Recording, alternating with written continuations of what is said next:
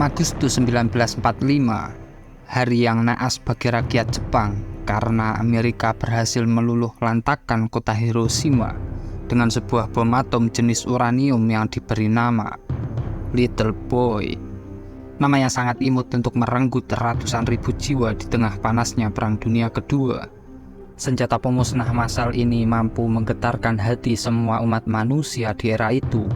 16 jam setelah ledakan itu, Presiden Amerika Serikat Harry S. Truman langsung memberikan peringatan kepada Jepang untuk segera menyerah tanpa syarat dan melontarkan suatu kata, hujan reruntuhan dari udara yang belum pernah terjadi sebelumnya di muka bumi ini. Selang 3 hari kemudian, lagi-lagi Amerika menjatuhkan bom atom yang kedua kalinya di kota Nagasaki. Bom atom itu diberi nama Fat Man. 2 kali lipat efek ledakan dibandingkan dengan bom atom yang menghancurkan Hiroshima, yang membuat Jepang segera menyerah tanpa syarat, sekaligus menghentikan Perang Dunia Kedua. Namun, yang perlu Anda tanyakan di sini adalah, apa motif Amerika membumi hanguskan kedua kota Hiroshima dan Nagasaki? Disclaimer, video ini dibuat berdasarkan dari berbagai sumber dan beberapa interpretasi pribadi. Jadi, kalau ada sesuatu yang salah atau kurang tepat, dimohon untuk segera dikoreksi dan kami menanti dari argumen kalian semua.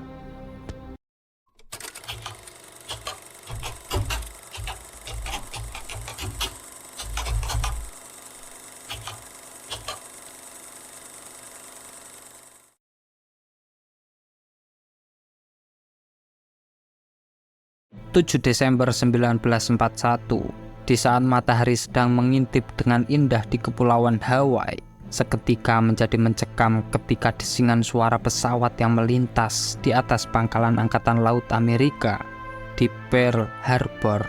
Seketika hujan bom oleh ratusan pesawat Jepang berhasil menenggelamkan 4 armada kapal induk Amerika, sekaligus 188 pesawat tempur.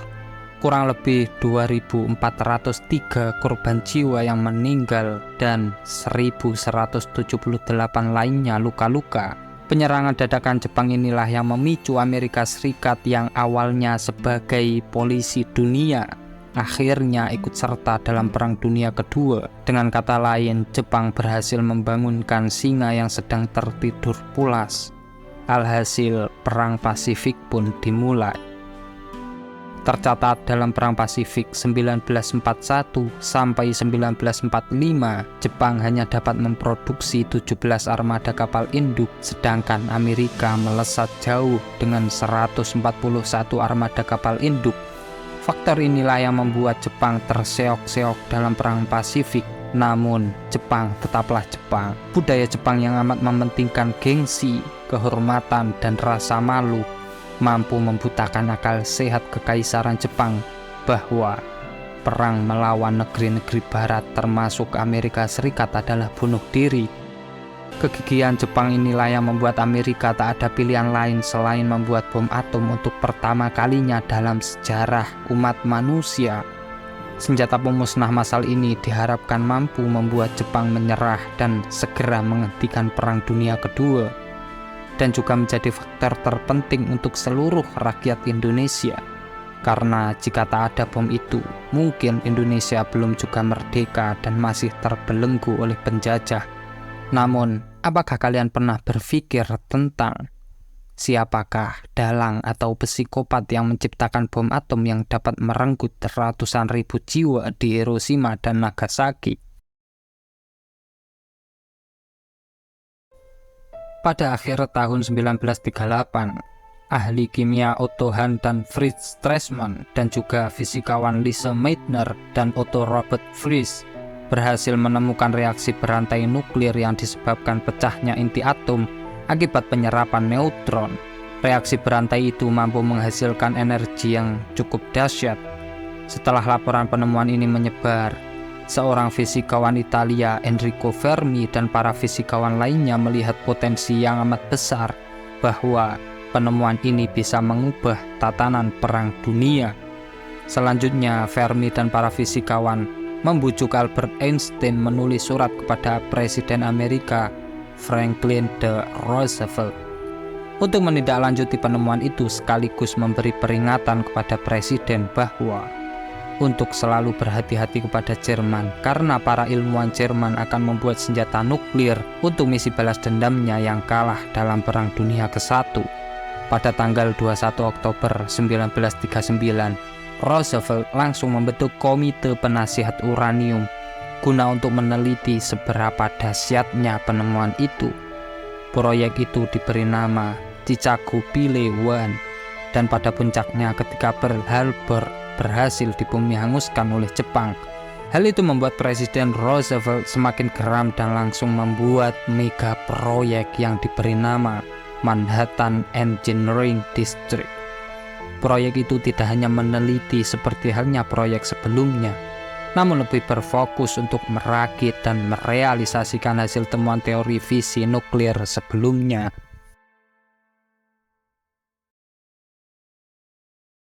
Pada awalnya, proyek ini dipimpin oleh Leslie Groves dan merekrut ilmuwan Yahudi yang bernama Julius Robert Oppenheimer yang ditunjuk sebagai direktur ilmiah di laboratorium Los Alamos, New Mexico. Proyek ini melibatkan 130.000 orang serta para ilmuwan dunia. Mereka bekerja sama mempelajari dan memahami fisi nuklir, pemisahan isotop, difusi termal, dan desain dari bom itu sendiri. Mega proyek ini menelan biaya kurang lebih dari 2 miliar US dollar setara dengan 24 miliar US dollar pada saat ini. Biaya yang tak sebanding dengan misi menghentikan Perang Dunia Kedua. Program kolosal ini secara sederhana dimulai dari tahun 1939 dan secara resmi pada tahun 1942 sampai 1946, serta kerahasiaan dari proyek ini tidak bisa diragukan lagi. Mengapa? Karena dalam majalah mingguan Amerika yang sangat populer dari tahun 1883 sampai 1972 memperkirakan bahwa kurang lebih dari 100.000 orang yang dipekerjakan di sini. Mereka bekerja seperti tahi lalat yang berada pada kegelapan. Mereka hanya bisa memantau dari balik beton yang tebal tanpa mengetahui tujuan dari apa yang mereka kerjakan. Dan juga sebagai sirine peringatan, jika ada yang membocorkan kerahasiaan dari proyek ini akan dipenjara 10 tahun di balik dinginnya jeruji besi serta didenda 10.000 US dollar. Dan akhirnya pada puncaknya ketika Harry S. Truman menggantikan Roosevelt di bulan April 1945. Sebagai presiden yang baru, Truman langsung mempelajari proyek Manhattan. Selang 3 bulan dari kepemimpinannya, lebih tepatnya bulan Juli 1945, desas-desus kabar Oppenheimer dan rekan mega proyek itu akan menguji senjata nuklir pertamanya dalam sejarah peradaban manusia. Senjata jenis plutonium dengan desain bulat digantung di menara baja di tengah gurun Jornada del Muerto yang berada di dekat Alamo Gordo, New Mexico. Pengujian itu diberi nama langsung oleh bapak bom atom dunia, yakni Oppenheimer dengan nama Trinity Test. Tidak diketahui pasti mengapa Oppenheimer memilih nama itu, namun pada tahun 1962, Groves menanyakan tentang asal-usul mengapa Oppenheimer memilih nama itu. Isi surat itu menjelaskan, "Saya memilih nama itu tidaklah jelas, tapi saya tahu pemikiran apa yang ada di benak saya. Saya teringat puisi John Donne yang ditulis sebelum kematiannya." Kemudian Oppenheimer mengutip soneta Hymn to God, My God, in My Sickness tentang seseorang yang tak takut mati karena percaya akan adanya hari kebangkitan. Kemudian Oppenheimer melanjutkan, itu masih belum menjadikan Tritunggal, tetapi dalam puisi renungan lain yang lebih terkenal ialah Better My Heart, 3% God. Ketika menyangkut tempat dan medan pengujian, para ilmuwan menginginkan visibilitas yang baik, kelembapan yang rendah, angin sepoi-sepoi di ketinggian rendah, dan angin barat di ketinggian tinggi untuk pengujian itu. Tes awalnya direncanakan pada pukul 04.00, namun karena hujan disertai petir, akhirnya tes pun ditunda.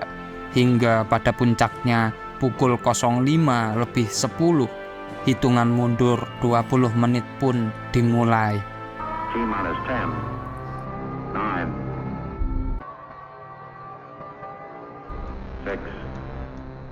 Los segundos son horas. 5, 4, 3, 2. Y de repente...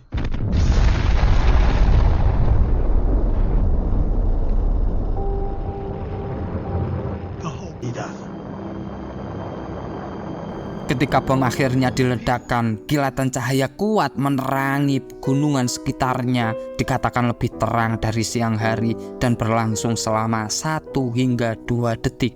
Kemudian disusul gelombang panas disertai ledakan yang menggema di lembah. Sebuah bola api merobek langit, kemudian dikelilingi awan jamur raksasa yang membentang hingga pada ketinggian 7,5 mil yang setara dengan 12 km. Dan gelombang kejutnya hingga 160 km jauhnya.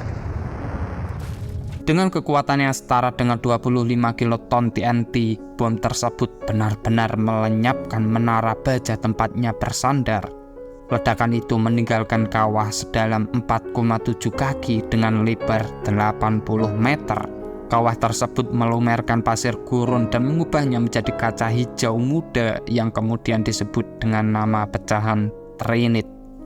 Saat menyaksikan ledakan itu, Oppenheimer mengenang dan teringat pada sebuah ayat dari kitab suci Hindu Bhagavad Gita yang berbunyi, "Jika pancaran 1000 matahari meledak sekaligus di langit, itu akan menjadi kemegahan yang perkasa." Lalu dilanjutkan oleh ayat setelahnya yang berarti, Now I am become death, the destroyer of worlds. Dan akhirnya peristiwa ini menandakan akan datangnya era baru dalam kancah perang dunia yang disebut era nuklir.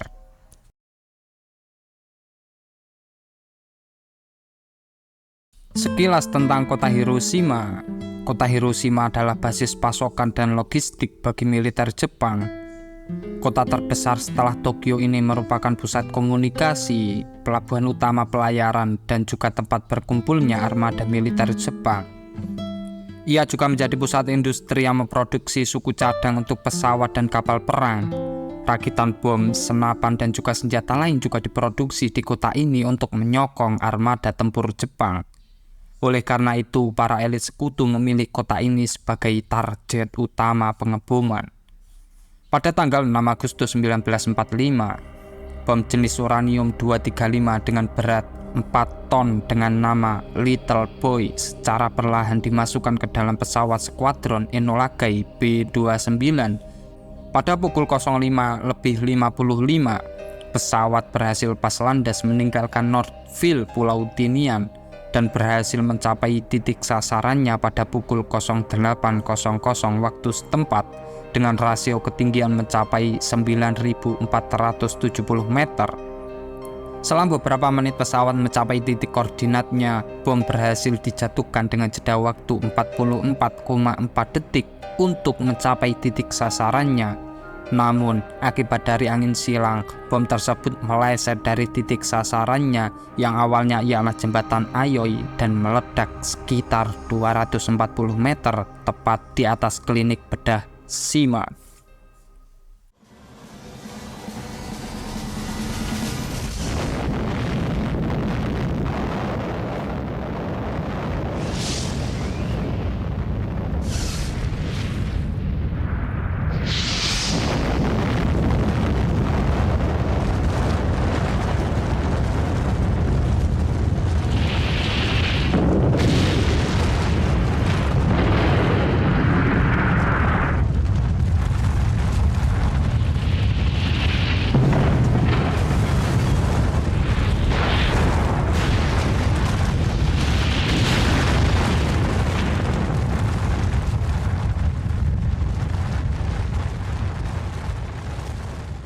Sehari setelah meledaknya senjata pemusnah massal itu, kantor berita Jepang menyiarkan pidato Presiden Amerika Harry S. Truman yang berbunyi, "Jika mereka tidak menerima persyaratan kami sekarang, mereka mungkin mengharapkan hujan kehancuran dari udara yang belum pernah terjadi sebelumnya di muka bumi ini. Serangan udara ini akan diikuti oleh pasukan laut dan darat dengan cara yang sama. Jumlah dan kekuatan yang belum pernah mereka lihat dan dengan keterampilan bertarung yang sudah mereka sadari." Setelah mendengar berita itu, Kekaisaran Jepang pun masih tak bergeming sama sekali. Dan pada akhirnya selang dari 3 hari dari kehancuran Hiroshima, bom atom yang diberi nama Fat Man, saudara dari Little Boy, akhirnya dijatuhkan di Nagasaki. Senjata jenis plutonium dengan berat 5 ton meledak tepat di atas lapangan tenis yang berada di antara Mitsubishi Steel dan Amsook. Ledakan tersebut diperkirakan lebih dahsyat daripada ledakan di Hiroshima.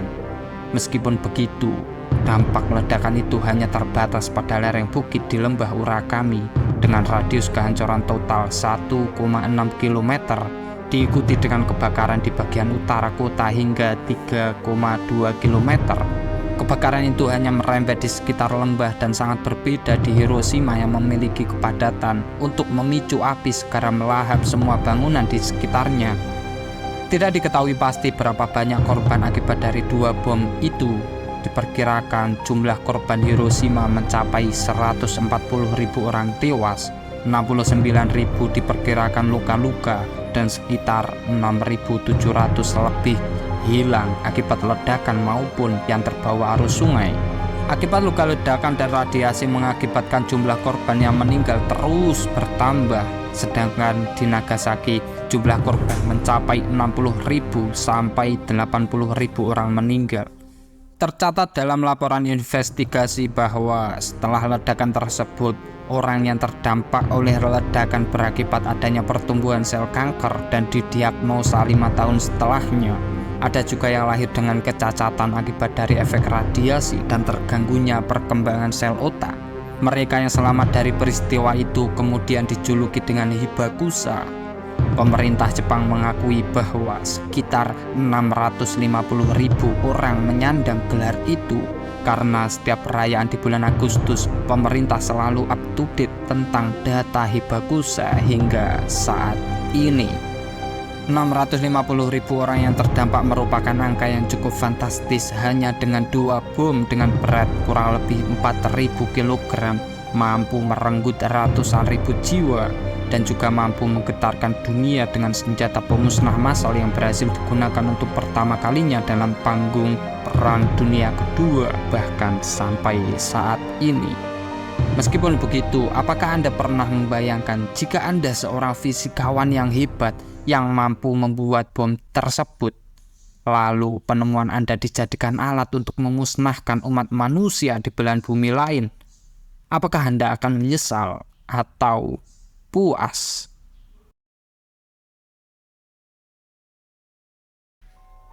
Dikutip dari jurnal The Gita of J. Robert Oppenheimer, karya James A. Hijia, mengatakan bahwa Oppenheimer percaya adalah tugas para ilmuwan untuk membuat bom atom, tetapi tugas negarawan untuk memutuskan apakah atau bagaimana itu digunakan. Meskipun begitu, Oppenheimer atau sering disebut Oppi ini hanyalah manusia biasa yang masih memiliki nurani kemanusiaan yang tinggi. Apalagi menurut saudaranya, Oppenheimer sangatlah dalam jiwa spiritualnya karena beliau sangat suka menyelam ke dalam samudera misteri jauh melampaui hitungan fisika maupun teori logik. Penyesalannya terhadap penemuan serta kreasi bomnya terbukti setelah 2 bulan setelah pengeboman Hiroshima dan Nagasaki, karena ia langsung menemui Presiden Amerika Serikat Harry S. Truman untuk melarang penggunaan nuklir dan harus dibawa tanggung jawab internasional. Kemudian ia berkata, "Tuan Presiden, saya merasa tangan saya penuh dengan lumuran darah." Kemudian dengan tegas Presiden pun menjawab, "Saya tidak sudi melihat bajingan itu lagi di kantor." Karena menurutnya, ialah yang paling bertanggung jawab atas pengembangan bom atom setelahnya. Dan pada puncak penyesalannya ialah di saat acara wawancara siaran televisi, ia menegaskan, We knew the world would not be the same. Few people laughed. Few people cried. Most people were silent. I remembered the line from the Hindu scripture, the Bhagavad Gita.